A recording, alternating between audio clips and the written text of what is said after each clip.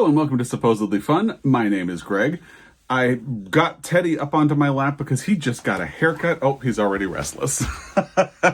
I tried, but you got to see him briefly. So we are here, well, I'm here now because he left, to do a Friday Reads video where I wrap up the week in reading and talk about any exciting bookish things that have gone on during the week.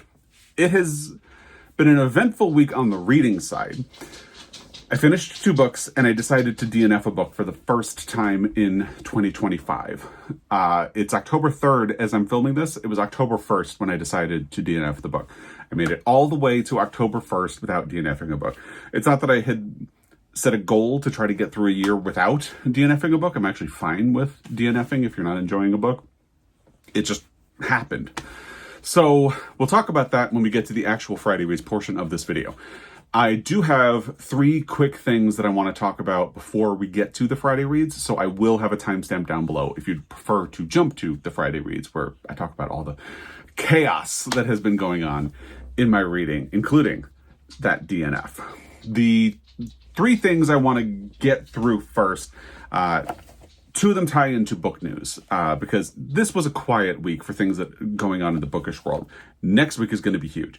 First, though, I want to mention that I got a package this week, and it had The Theory of Light and Matter by Andrew Porter, and I was very confused at first as to, like, how did this arrive here? There was no note inside, but it came from bookshop.org. So I looked, and someone purchased this book off of my wish list on Bookshop. And because it didn't have like a note or anything, I don't know who purchased it. So I wanted to mention it here to say thank you. What a surprise. And I'm so happy to have this book. If you follow along, you know that I read The Imagined Life by Andrew Porter earlier this year. And I loved that book so much that I want to read more of his work. So I got myself a copy of a short story collection he wrote called The Disappeared. This, I believe, is another short story collection. Yeah, 10 stories. So I'm really looking forward to reading it. And to whoever sent it to me, thank you. This really means a lot. And hopefully I will be getting to read it soon. Now, in terms of book things, tomorrow is going to be a big week for books because 2 big book prize things are going to be happening. First, on Tuesday, we'll be getting the shortlist for the National Book Award for fiction and all of the other categories as well. So my plan of attack is hopefully I will be able to film a reaction video on Tuesday so I can get that posted to talk about the fiction finalists. And then I'm hoping Wednesday I will be able to post a video about the translated literature list because I'm trying to pay attention to the translated literature award more closely because it's got some really good or interesting looking books on it, at least. So that's the plan of attack. I'm not going to do a prediction for what I think will be on the shortlist for either prize. What I will say is that there are 3 books on the fiction long list that I will be very surprised not to see on the shortlist. I do think it's very possible that one of them will not make it because there's always going to be a surprise. But if 2 out of these 3 don't make it, I will be very surprised. The first one I actually have in my pile here is The Wilderness by Angela Flournoy. I really think this is going to make it onto the shortlist. The others are Flashlight by Susan Choi and A Guardian and a Thief by Megha Majumdar. So we'll see what happens when they announce the finalists. But I think those 3 books are in a good position to make it onto that list of final books in contention for the prize. So the other book prize news is that next week is Nobel Week. So starting on Monday, they will be announcing the Nobel Prizes for 2025. And they do 1 category per day.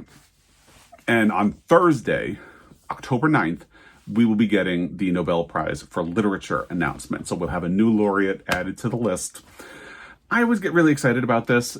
I have done a reaction video every year that I have been on BookTube.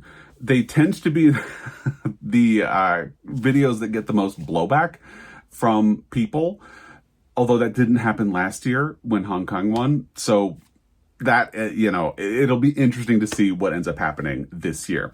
I did pull up the list of odds for this year because I always find it interesting to look at the odds. They're never accurate. Never accurate. And it's just interesting to look. First of all, because, usually the winner is on the list somewhere. They're, in the time that I've been tracking it, they've never been in the first position.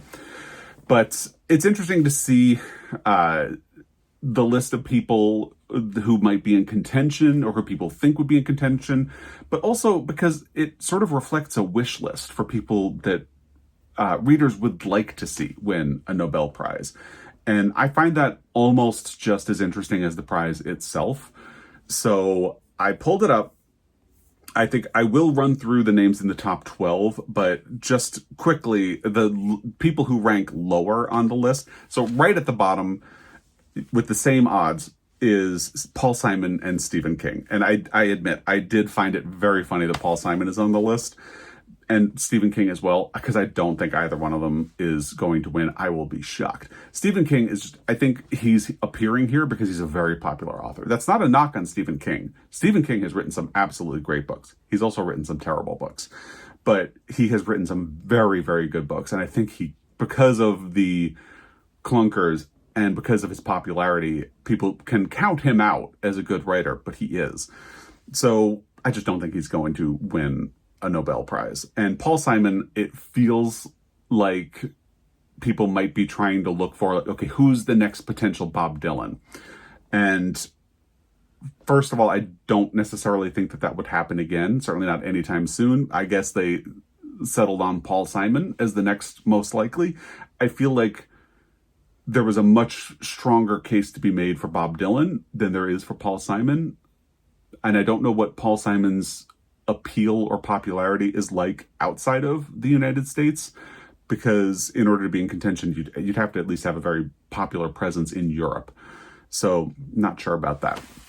Margaret Atwood is third from last. I feel like she would actually be a pretty good winner.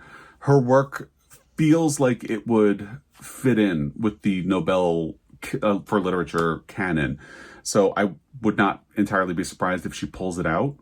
And she is older. So anytime an author is older, and a lot of these authors are older, you have to wonder how many more times you would have to, or opportunities you would have to recognize someone. Moving along quickly through the rest of the list to get to the top 12, Joyce Carol Oates appears, Isabel Allende, Karl Uwe Knausgaard, Colm Tóibín, and Carson.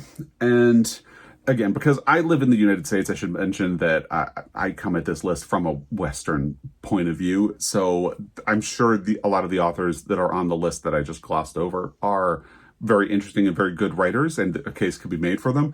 I'm less familiar with them, being honest. So, but that's part of why I pay attention to this prize, because I want to get to know global authors. And that's why I sometimes get frustrated with the Nobel Prize when they don't meet their global mandate, when they keep awarding European or North American authors. So coming in at number 12 is Salman Rushdie. And Salman Rushdie is someone who has been in the conversation for the Nobel Prize since the 1990s, possibly even earlier, because I think the Satanic Verses came out in the late 80s.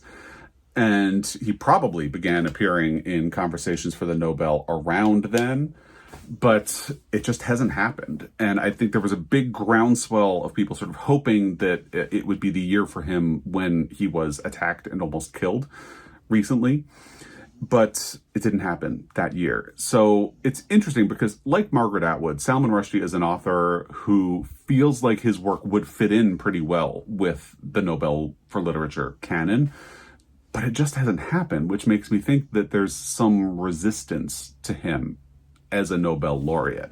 And I don't know what it is. Maybe people in the Swedish Academy don't like him, but the case has already been there for a long time with Salman Rushdie, and they have not picked it up. So it's very curious. Will it happen someday? It could, but it feels just as likely that he's sort of going to be the Richard Burton of the Nobel Prize. Or I would say the Susan Lucci, but Susan Lucci did eventually win. Richard Burton never ended up winning an Oscar, but he was nominated many, many times, and a lot of people thought he should end up winning. So, I feel like that's a better corollary for Salman Rushdie. Both situations feel likely. If he wins, it will feel just, but it feels just as likely that he will never end up getting this prize.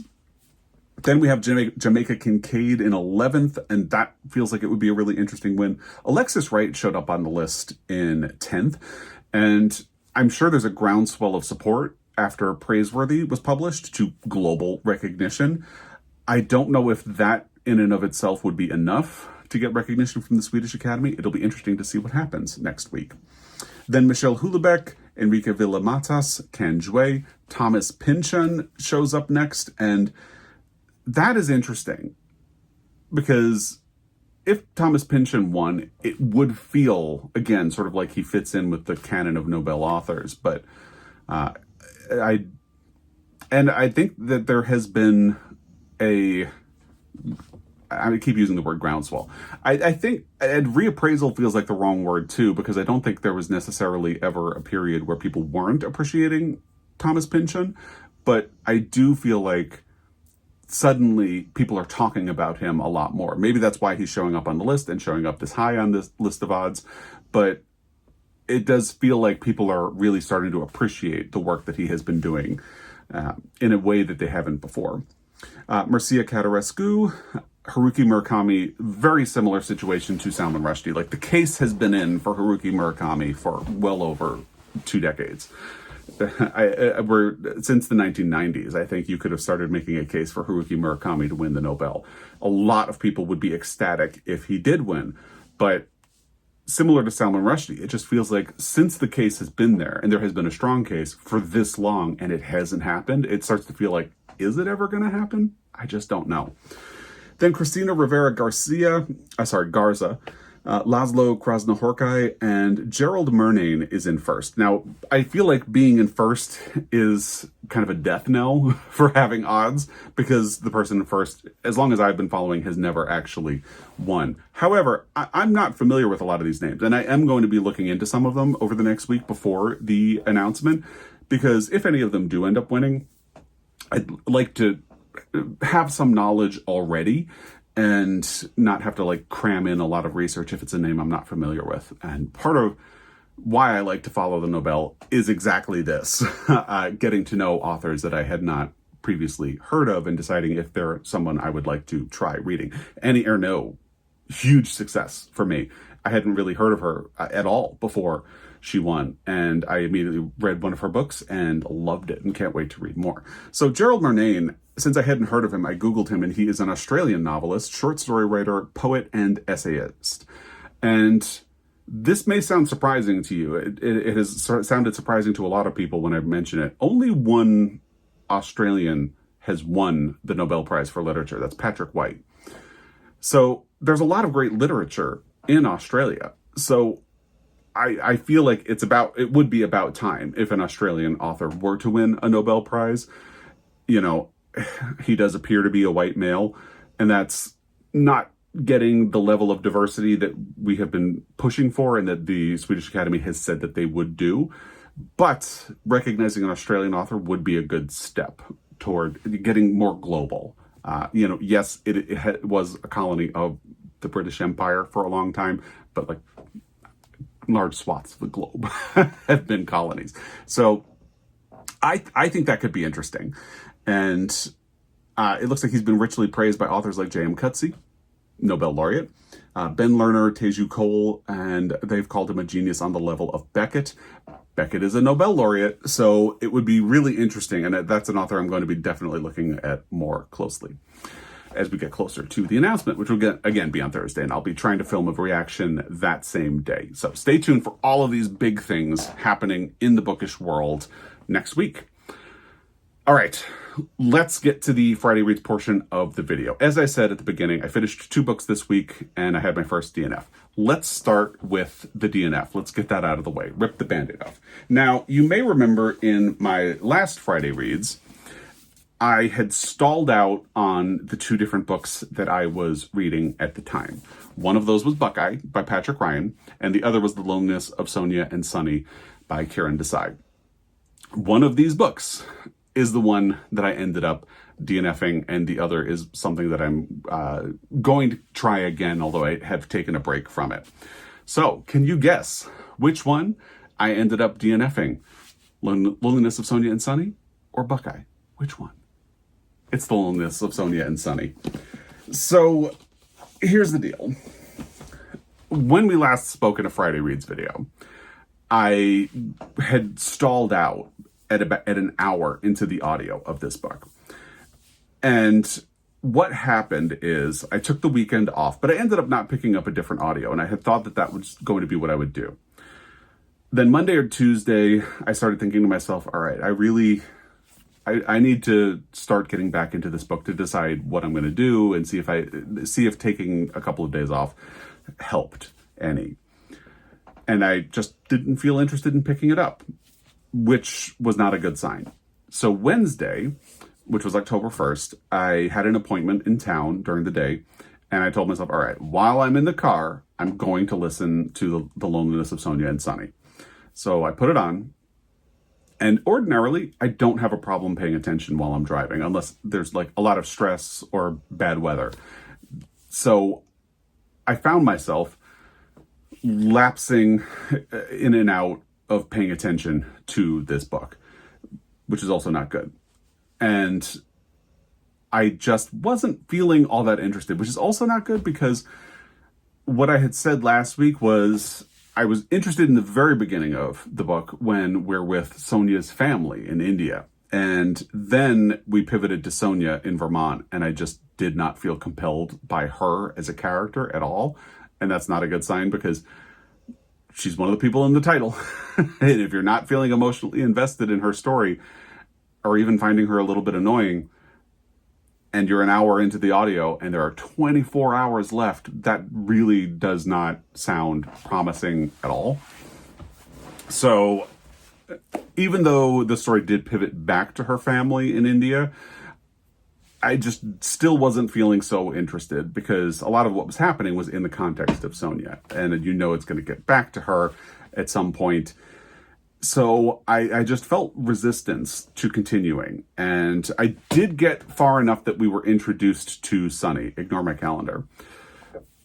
He did seem like a more interesting character than Sonia, but what I also found is by the time I got home, I had made it, I think, 2 hours and 59 minutes into the audiobook.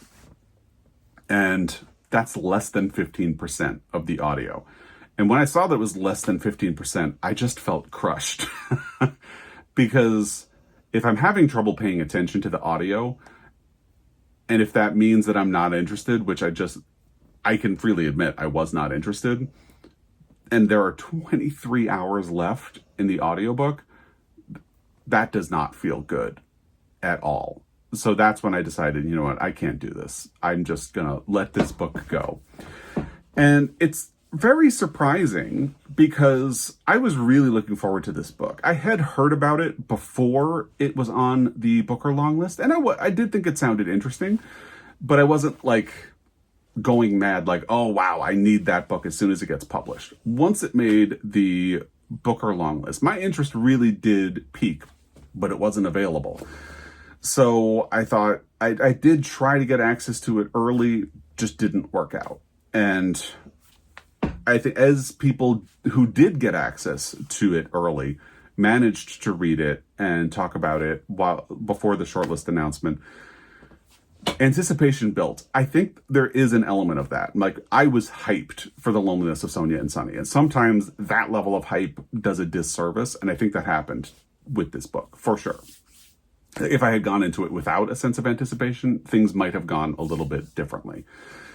But it was published when the shortlist was announced, and it did make it onto the shortlist, but so once I was able to start it, I just didn't feel engaged at all. And I will say I have seen other people having similar reactions. Like, once they finally got access to the book, they kind of felt underwhelmed because so much had been built up about this book. And then you kind of get into the reality, and maybe it's not that sense of hype, or it doesn't live up to that sense of hype that you had. So it's just interesting. I can see where people would really fall under the spell of this book, but it's determinedly slow.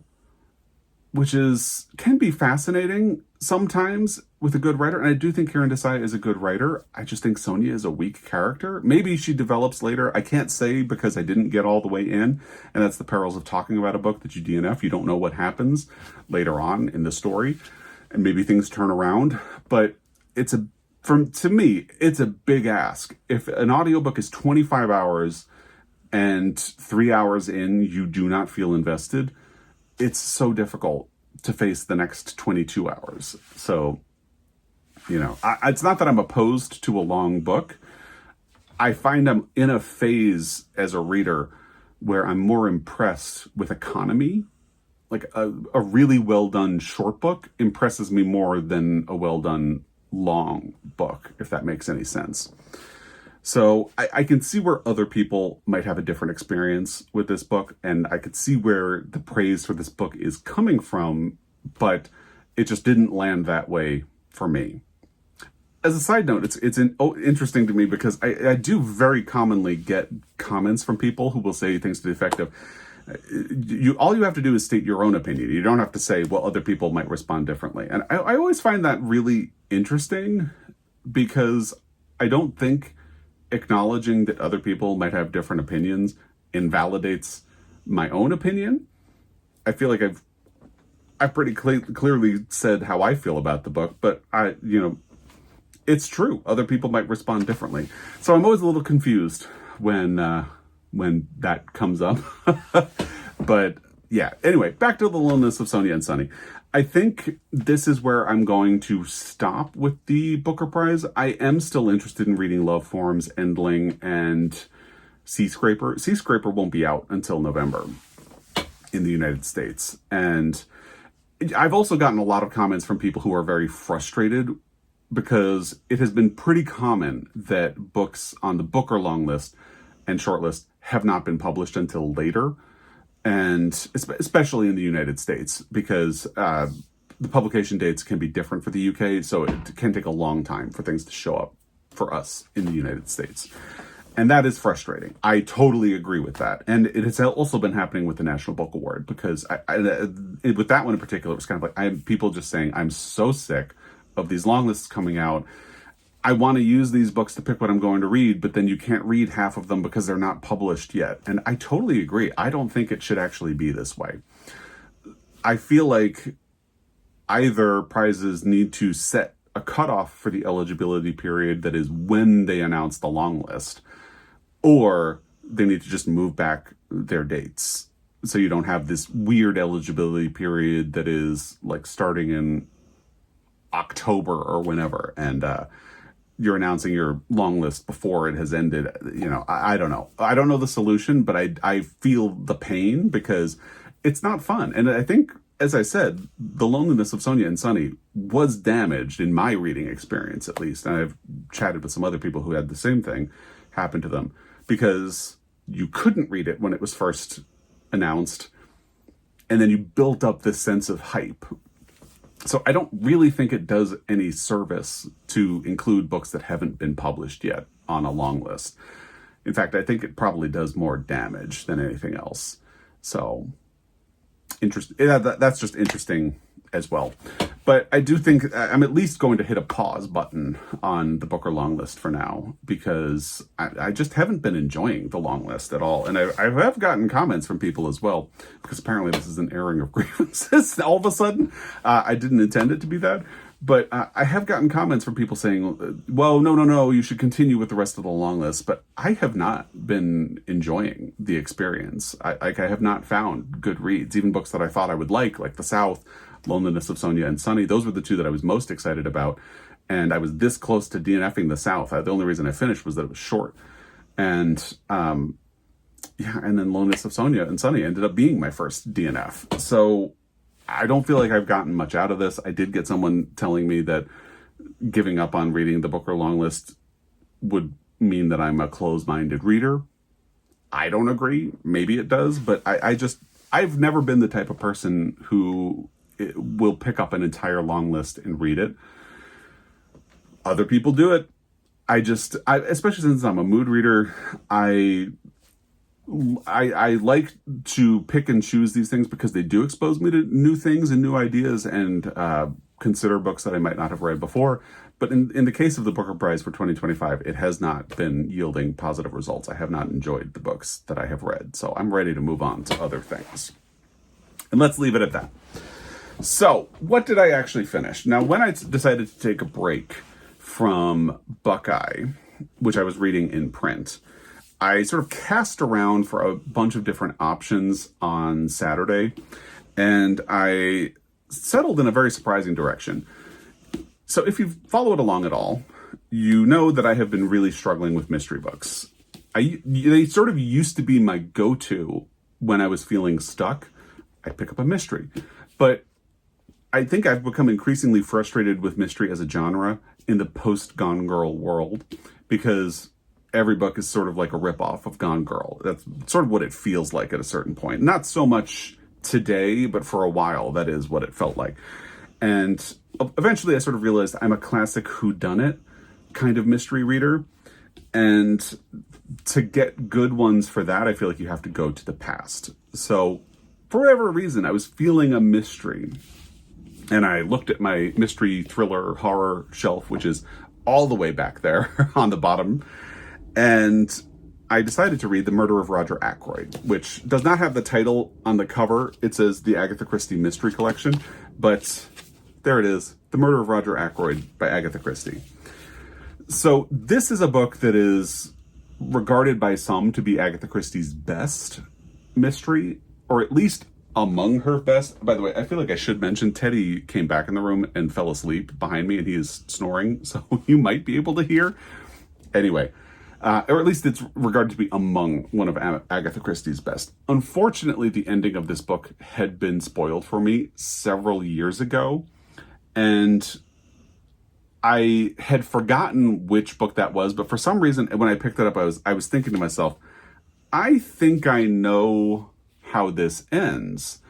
And the unfortunate thing is sometimes when something is spoiled, like if you start to watch The Sixth Sense knowing the ending, you can see all of the ways that the movie has been done so that twist will work.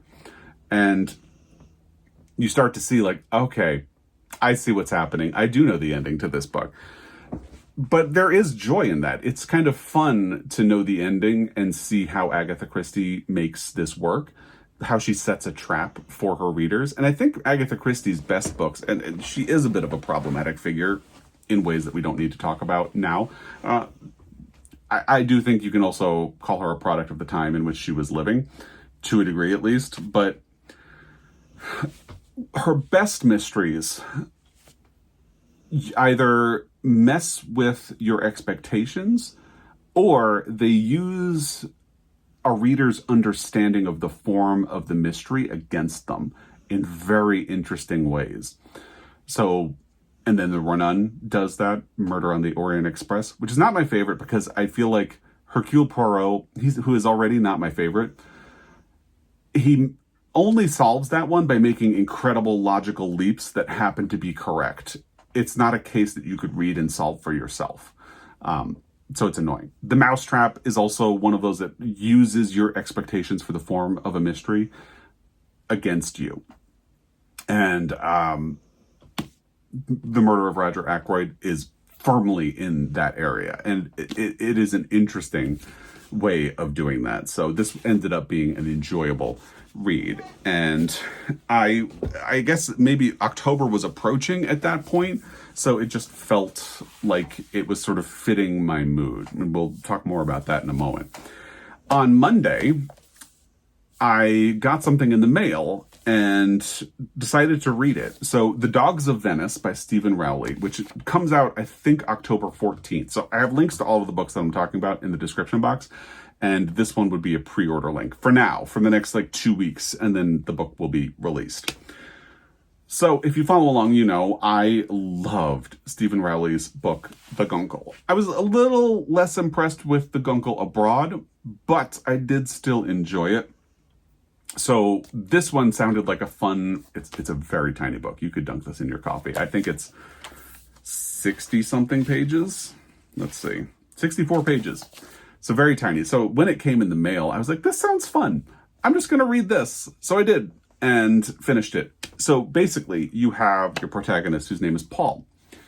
He and his husband were supposed to go to Venice on vacation, and they'd planned this trip for months, and shortly before they left, Paul is dumped. His husband says he wants a divorce, and they start the process of separating. Paul decides he's going to take the trip to Venice on his own. And while he is there, he's reflecting on this failed marriage, and he realizes that he is sort of a clingy person. He always feels like he needs someone else. So he's trying to use this time in Venice to think about being alone and being comfortable with himself.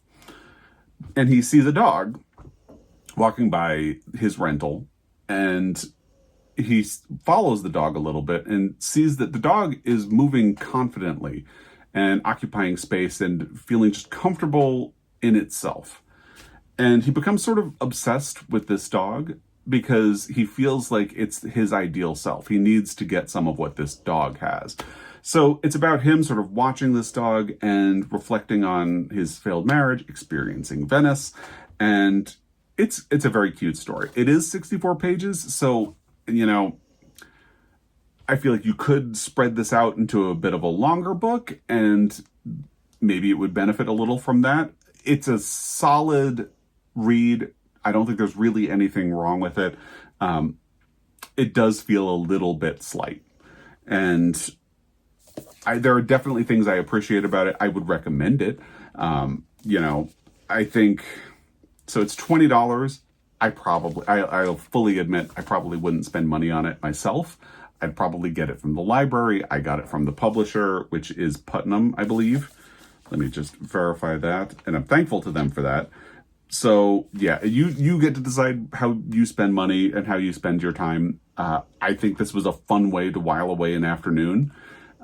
How you decide to do that, if you decide to do that, is up to you. So those are the two books that I managed to finish. So once I finished both of those, I launched myself back into the audio of Loneliness of Sonia and Sunny and decided I can't do this anymore. Buckeye, I admit, I have not picked up since last Friday, so I'm still 80 pages into this book, but I do want to continue. I do have access to the audio of this book, so what I'm thinking right now is that I'm going to pivot to the audio for this and continue reading, because I do want to get further into it. So hopefully by the time you see me again in a Friday Reads video, I will have an update about that. What am I going to read in the meantime? Well, chaos has happened. Chaos. So I have felt all week like I don't really know what I'm in the mood to read. And I've been sort of struggling to figure out, like, what do I want to read that's going to get me out of this doldrums where I feel like I don't know what I want. And I've kind of been all over the map. I've thought about picking up The Wilderness. Now, I do have access to the audio of this one as well. So part of me is wondering, do I want to try to read the print book? Do I want to pick up an audio? Maybe if I don't like the audio of Buckeye, I can go back to the book. But I do want to read this, and I do think it's going to be on the shortlist for the National Book Award. And I loved Angela Flournoy's last book, so I do want to read it. I don't know if this week or this weekend is going to be the time. I've kept thinking, it's October. I don't know why. I'm just feeling into the sort of spooky vibes. It got cold where we live, in that sort of fall sense.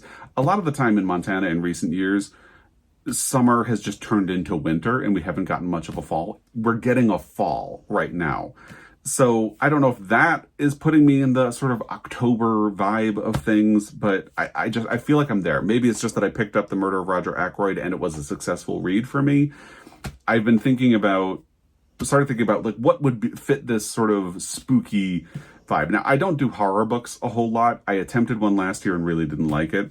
So I started thinking, well, what are spooky things that sort of fit my reading? And I immediately thought of Rebecca by Daphne du Maurier. I did read the first chapter, which is very short, and it's very good. Very good. I love the movie Rebecca, which is directed by Alfred Hitchcock and stars Joan Fontaine and Laurence Olivier, Judith Anderson in the role of a lifetime as Mrs. Danvers. but I've never read the book and I've heard so many good things about it. So I was thinking about this, but I admit, and although there is absolutely a mystery element in Rebecca, I kept thinking about mysteries, like actual genre mysteries, and the sort of classic whodunits that I like. And I thought about doing another Agatha Christie book, but pivoting to Miss Marple, because I'm much more of a Miss Marple fan than I am a Hercule Poirot fan. The problem is, if I was going to read a Miss Marple book, I would want to start at the beginning, Murder at the Vicarage. And I don't have that book. And the audio is not available either. So this is where I'm in a conundrum about what I'm doing in both formats, audio and print. So, but I think I'm going to do Buckeye on audio. I think. We'll find out this weekend.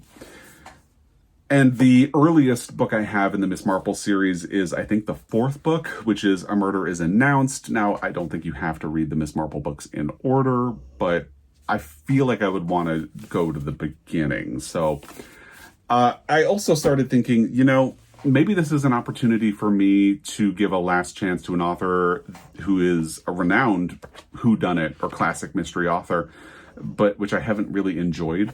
So the fourth book in Nao Marsh's Roderick Allen series is called Death and Ecstasy.